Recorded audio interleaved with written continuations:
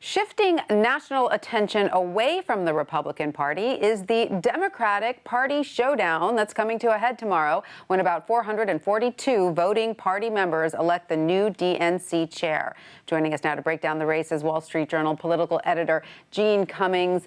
Hi, Jeanne. Great to see you. So this is the first open race for DNC chair since 2005. And as of now, there are 8 people in the running, correct? But only 2 leading candidates? Yes, the leading candidates are former Labor Secretary Tom Perez and Representative Keith Ellison. And Representative Ellison is the Bernie Sanders progressive liberal wing representative, and Mr. Perez is representing not the establishment wing, but kind of the Obama side of things. He really is a creature of the labor unions and that wing of the party. So you don't have anyone who's, a really traditional moderate Democrat in the race. It's all of this fight is on the progressive side of the party. Very interesting. Can you explain in a little more detail the influence that Senator Bernie Sanders and his vocal group of supporters now seem to have on the party? Yeah, it's really fascinating, isn't it? I mean, he's not even a Democrat. He never even changed his party affiliation, because in Vermont, everyone's an independent. So he didn't need to change it. So it's really, really fascinating that this guy comes. He was on the fringes. He met with the Democratic caucus because he had nowhere else to go in the Senate. And now he's basically, or his supporters now, are driving the Democratic Party. And they're not just doing it through the chairman fight. They're doing it at county levels, at state levels. They're busy taking over the infrastructure of the Democratic Party, much as the Tea Party did to the Republican Party years ago.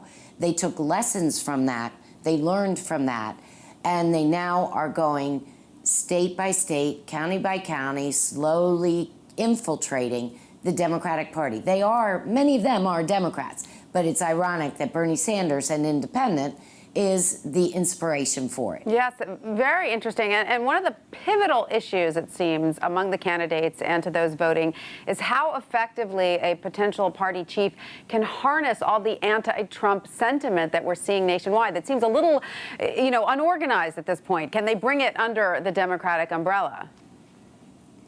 Well, it's better organized than people think.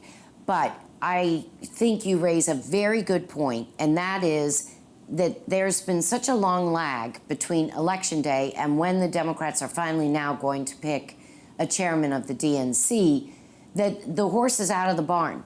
The grassroots has taken over the party. They are out running their own show.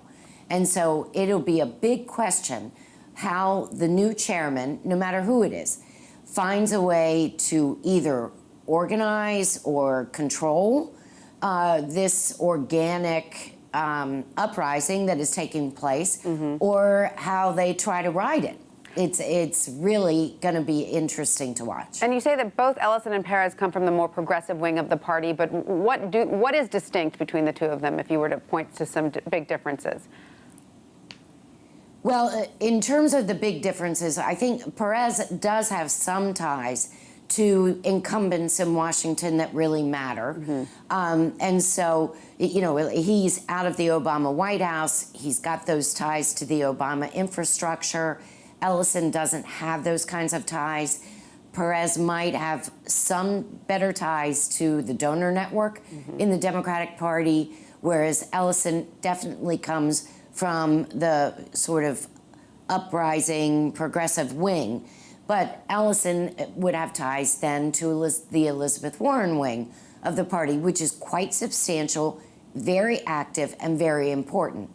So what you don't have, though, is sort of a representative with any kind of momentum of, say, the Hillary Clinton wing, right, or the Mark Warner of Virginia wing. That part of the party is not represented in any serious way in this race. And then, of course, this race for chair comes after a tumultuous period in which former chair Debbie Wasserman Schultz resigned and interim chair Donna Brazile was implicated in an email leak for feeding debate questions to Hillary. So it certainly hasn't been smooth sailing.